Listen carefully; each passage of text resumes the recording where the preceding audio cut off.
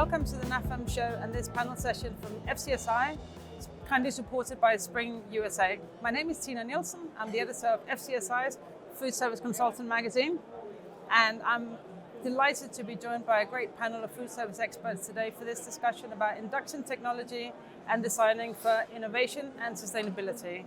I'd like to kick this off by asking my panel to introduce themselves one by one. Brett, if you could tell us a little bit about your area of expertise and your experience. Sure. I am Brett Daniel, and I'm a food service consultant out of Atlanta, Georgia. Work for Camacho Associates. Area of expertise, we actually work on every market segment. So I really specialize more in probably country clubs, bars, and hotel work. Thank you. Pam? I'm Pamela Eaton. I'm with NG Associates. We're headquartered in San Francisco, but I'm on the East Coast in Annapolis. And we also do the whole range of things. I'm typically involved in corporate facilities, healthcare, higher ed, and we've been in business this is our starting our 6th year, so exciting. Thank you. Jim? Hi, my name's Jim Thorpe. I'm a senior food service designer for ARAMARK, in charge of all brand standards, equipment specifications, concept designs, and review of projects. We handle everything from sports and entertainment to B&I, hospitality, schools, parks. Brilliant, thank you. And last but not least, Nick? Great, wonderful. Hello, everyone. My name is Nick Lekos. I'm the Global Director of Sales for Spring USA.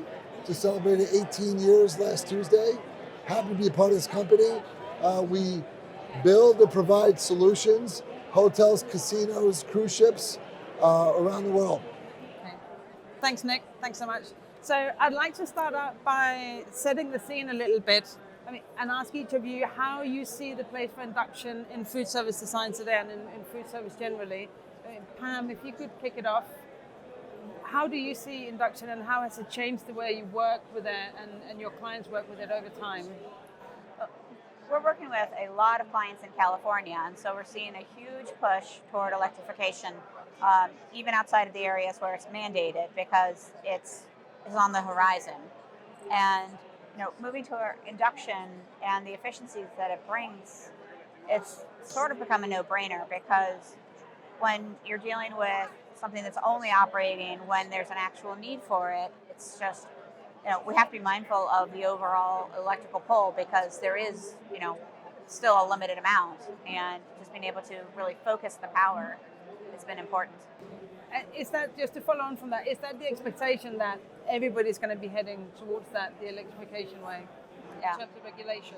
Yeah, that is the expectation. I mean, it's all the new builds that they're coming online, and so anybody that has gas can keep gas, but there's just anything new is electrical, and everybody's really pushing toward that, and induction is just started really taking the lead. Right. Thank you. And Brett, how about you? What's the role for induction from your point of view? It's, for me, the challenge is getting the operator to switch gears. There you've got your traditional, old school style chefs that they want that 6-burner range, the gas burners, the char grill, those kinds of things. It's like introducing the combi ovens, years ago. Nobody had a combi oven when they first started coming over here. People were skeptical about them because it's just too many bells and whistles. We don't know how to use this. But it's just changing that thought process and mindset and getting it in front of them, the technology. And once they see how it works, how efficient it is, how much less heat it puts into the kitchen, it's an easy sell. Yeah. Is that a big piece of it, that education, that getting people to just change the way they think about it? Yeah, it's the thought process. You go through school and you learn a certain way through certain equipment how to do things, and it's changing that thought process and showing them new. Nobody wants to be the first one to test out new things. They want to make sure somebody else is the guinea pig and get that equipment out there. But it once it gets traction, it blows up quickly. Yeah. Well, that leads on very, very neatly to the operator. Are you slow to catch on to new trends? I mean, how do you see induction? We use induction a lot.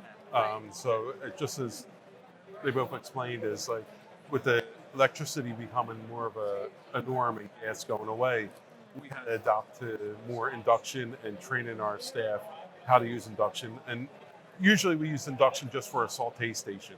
Now we're changing it to all kinds of different productions in the back of the cow. So we're using a lot of pop-ups is huge. So we would take a pop-up cart, and with Spring, they have a pop-up cart where it has induction burners and stuff, and it also has battery operated. For us, it was a godsend because we don't have to worry about power where we move this thing. We can just go do a pop-up station. We can do a Mexican concept here one day. Maybe it's an Indian, or maybe even popcorn and like a fun hot dog thing. So we've used that, and at our headquarters, we test out these items before we go out to the field. And it's been a home run, and now everybody wants to have, they're jumping on the board. It's like, oh, this is a cool technology. And as Brett says, it's like, we're not going to be the first ones that want to test this out. It's been tested out, and it's kind of vetted out, and now we're going to go to market. And everybody in the fields now is starting to order, or request any kind of different style induction setup. Okay, thank you. And Nick, same question for you. How do you see it in the market? Since I've been living it for quite a while, and it started out with induction, was high heat, quick heat, back in 1992. And then it was all about finishing off food. So there was a stadium that opened up, it was Yankee Stadium. They said, we really want to watch some efficiency for warming. So it was all about wattage, high wattage or low wattage. So then Spring came out with 650 watts. So divided by 120, 3 of them could plug into an outlet. So that was just an example how efficiency, flexibility, consistency can be applied by adapting to power availability. Now the new trend has been high heat, quick heat, back of the house, front of the house, battery. So I just want to rest on the fact that 3 things: power, space, budget, driven by menu. So what is the menu? What do you want to accomplish? Power, space, and budget. Okay. Just staying with you, Nick, from the manufacturer's point of view. So you say you've been in this since 1992. What have been the kind of the key moments in the evolution of induction? Yeah, I would say in 2005 was North America's first warm-only induction created. So that was a change in mindset. People thought it was just cooking. So warming came about. And I was saying about 3 years ago, and about a year ago, New York City bans natural gas hookup. So that grabs people's attention. So how do we adapt to the needs of the marketplace? By increasing wattage. So from 2,000 watt to 5,000 watt, what does it do? What's available? Goes back to power, space, and budget. New builds, they could plan for it. A New York City food hall can't. So it's all about accepting, adapting to the environment. Okay, thank you. And going back to the consultants, so Brett, in the projects you work on, how much is it an education piece for you of you introducing the induction, or are they already aware of the technology being available? Oh, yeah, it's been around long enough now that most people are aware of it. It's showing those new products and what you can do with them, how you can hide them. There's a lot of, especially in country clubs right now, they'll do this community table that, during the day, some part of the service, you've got chairs and you're sitting at like a regular table. In the morning, those chairs go away and it's an induction breakfast buffet. You would never know it because everything's built underneath. Yeah. But just showing them the different solutions they have is more than worth the educational part of it. Now everybody's pretty well aware of what induction is. Yeah. Okay. What about you, Pam? How much do you work with that? Well, what we're finding is with the back of house that everybody wants more KW, more KW, more KW, and they get it and they go, oh, that's too much. We're burning everything. Where you can't put a pot on, turn it all the way up, and walk away. And so there's a learning curve there. But then it's kind of like as soon as they see that, they're like, we love this. but maybe we should we might need to swap this burner out to the next step down. So it's kind of been an interesting learning curve that way, because I do feel like the front of house and the warming is really become expected almost. Right. Yeah. And there's a financial imperative to induction, isn't there? It's financially beneficial. Yeah. So I mean, because then you're looking at, well, and then also usage. If you're looking at like an electric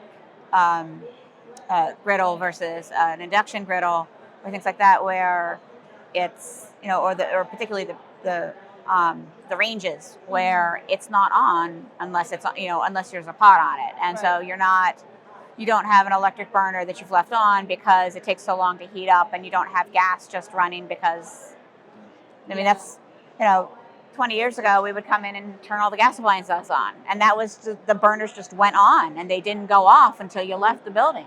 But I mean, surely that still happens to some extent. Mm-hmm. Oh yeah. Yeah. And then, but you can come in and turn all of your induction on, and nothing happens until you put a pot on it. Yeah. Yeah. Okay. All right. And you were mentioning before with the grid.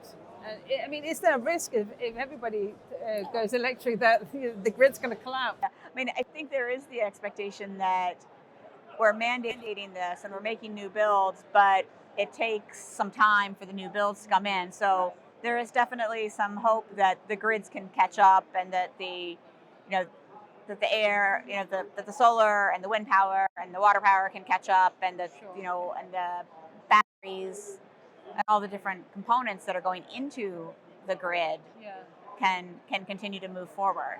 Right. Okay. All right.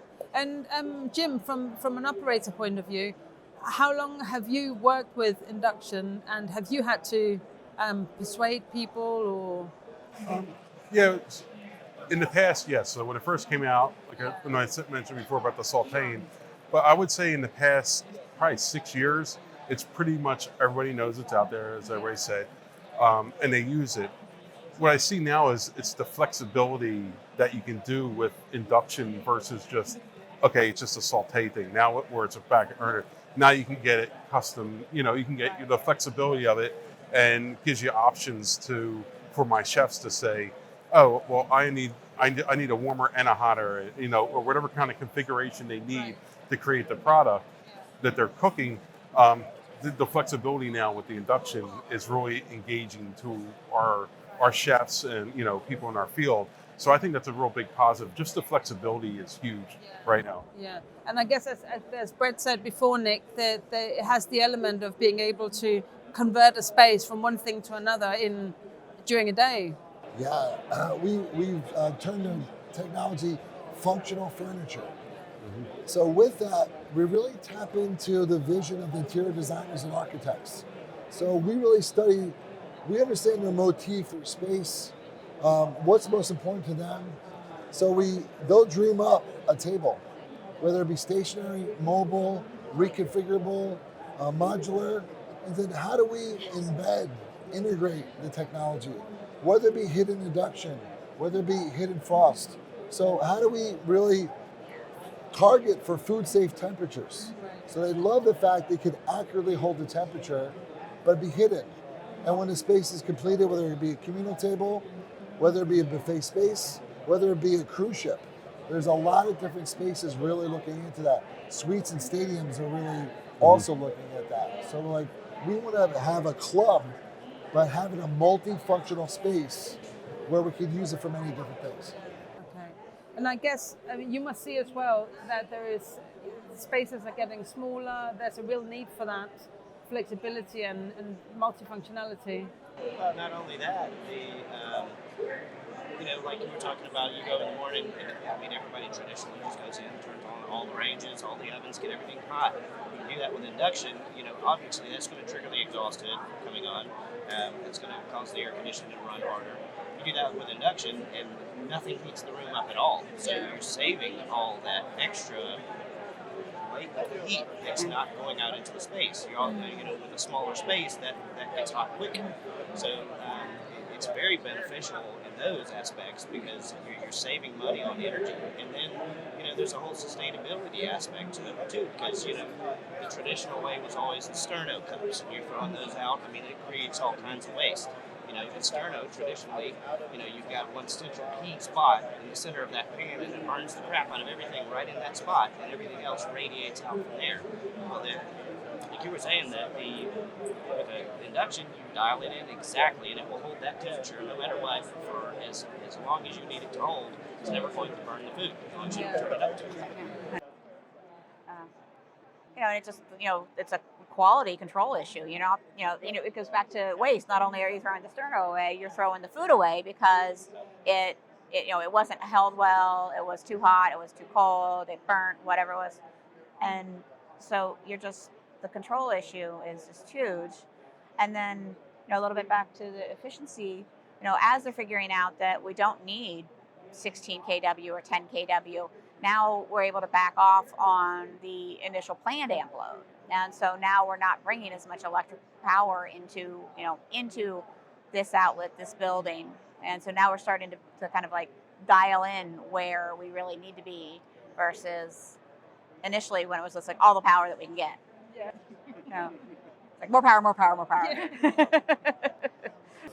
That seems like it's a thought that kind of goes with the old school kitchen. Right. Yeah, bigger, stronger, more powerful. Yeah. Okay. And Jim, for you, what are the problems that induction solves? It solves right now, and I'm pretty sure you guys have hit the same thing, is we're getting tasked with smaller spaces. So when you get smaller spaces, it's hard to put a cook line in because of the footprint that you have. This is where induction comes in along with ventless equipment and stuff. So we're seeing a lot more smaller footprints for us to operate kitchens. It solves our stadium issues, all our suites with all the hidden ranges. It gives that nice look. Conferences, all our pantries and warming kitchens, it's all we use is induction. So we have our warming for all the meetings. They come out, and we use all the various products that are available that we can use to solve these solutions. But the real big one is a smaller footprint, and be able to prefer an entree or prefer a saute, or or any kind of or cooking along that line in a real small footprint. I mean, that's really huge right now. And I think clients now they're also trying to be more sustainable with their buildings, and they're like, well, I don't know if we're going to take up this much space for a cafe now.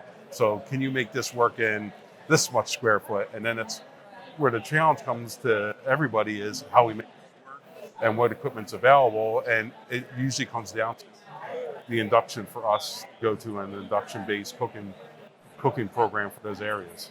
Yeah. Is that something you see too? One of the things that you said that really triggered something is not only are the spaces getting smaller, but they absolutely have to be multi-purpose because the building populations are now completely in question. We can't necessarily plan for a population that's 100% on site. And if you're in a work from home situation, are you work from home all time, which is no longer the case for most people, but how much of your staff is on site 1 day, 2 days? Wednesday is completely different than Monday and Friday now. There used to be some fluctuations, but now it can be drastically different, and you have to be able to expand and contract your operation. And if it's an empty set of pans and food shields, you can't do anything else with it. You've got to be able to switch it out. Okay. So Nick, how would you say that induction improves the guest experience? Yes, we've had major hotels asking us how can we replace all the sterno in our chafing dishes in our hotel? And they are gaining more business and revenue for their events from Google or from different clients. They've thrown out 50 chafing dishes, and they've saved $30,000 a year in sterno costs. So there's no hazardous flame, fuel. So now with this low-powered induction platform, 50 induction ranges in a ballroom, and they're plugging 10 of them at a time into 2 outlets, 110. So we did an analysis, 3 cents per kilowatt hour versus $1.80 we can fuel. Some dramatic points that I've been living with and they're saying thank you. We get to book more business for our hotel. So these are the type of data points that are coming up more and more. And then even major catering halls, corporate cafeterias, they're saying there's less heat. So 1 out of every 4 households in Japan have induction. Europe is moving that direction because there's less heat in the kitchen or the house space. So we're listening to that, but we're flexible by going high heat, quick heat, depending on the environment. And presumably induction technology is easier to use as well. Yes, I would say there is a transition point, but when they get used to it, they love the precise holding and temperatures. So either power, they want high power, or precise holding and temperature for tempering, holding chocolates or holding certain sauces. Yeah. I'll say something about go back to the small areas with the heat. You know, when you're in a small area and you have a lot of gas burning equipment, you know, it's going to be hot in a small box area. Whereas the induction's great, and with some of the induction, you can get down draft systems on them, which kind of helps pull that heatness out of that room. So it's a huge thing, and it makes it more comfortable for the people working behind, and they're not stuck in the hot box where it's 150 degrees all day, and they're all, you know, it gives a better working environment. And a lot of times you go into an existing facility, which we all know the air conditioning might not be designed yet for that space. So that's where induction also comes in, where you can control the heat on, off. It's not constantly the flames are burning or the wood ovens burning, you know, any kind of thing like that. So it's a huge advantage with the induction. I mean, Brett, we spoke about it a little bit before about the trouble with attracting people to work in hospitality. So I guess the staff welfare also comes into what equipment you choose. It definitely helps with employee retention because, I mean, if they know they can go and work in an 80-degree kitchen versus the 150-degree kitchen, I mean, it's a no-brainer. They're going to work in that 80-degree kitchen because it's hot, humid, and it's not a very nice environment, to be honest. Yeah. Okay. And how do you see between the ratio, sort of between induction, between back of house and front of house? We're seeing a huge influx of back of house because the number of products is just, you know, exponentially growing. Yeah. And so, you know, where it used to, you know, be almost 100% front of house because you were looking at the saute stations or you were looking at the warming stations. Now we've got the, you know, 2-burner, 4-burner, 6-burner ranges. We've got braising pans. We've got griddles. You know, and just it's, you know, they're figuring out ways to you know, put it across the board. So. And how do you think that it improves the guest experience? Well, I think that comes down to the quality and the control. That, you know, if you're, you know, hopefully nobody was serving something that was, you know, truly poorly made. But sometimes those go out. But it's more about the, you know, there's less waste. There, you know, so if your meal comes out right the first time, it comes out faster. Yeah. You know, and you know, if you screw up a bunch of them, all of a sudden the entire, you know, then you've sunk your kitchen, and now everybody's meal's a little bit later, and you know, and all of a sudden your ticket times are going up by a minute, 3 minutes, 5 minutes, and that's what makes everybody unhappy. You know, then the temperature goes up because people's tempers went up. Yeah. Yeah. Okay. So, well, on that point, I'd like to thank you all for taking part. Thank you, Pam, Brett, Jim, and Nick, and thank you for watching. Thank you very much to Spring USA for supporting this session, and stay tuned to fcsi.org for more video content.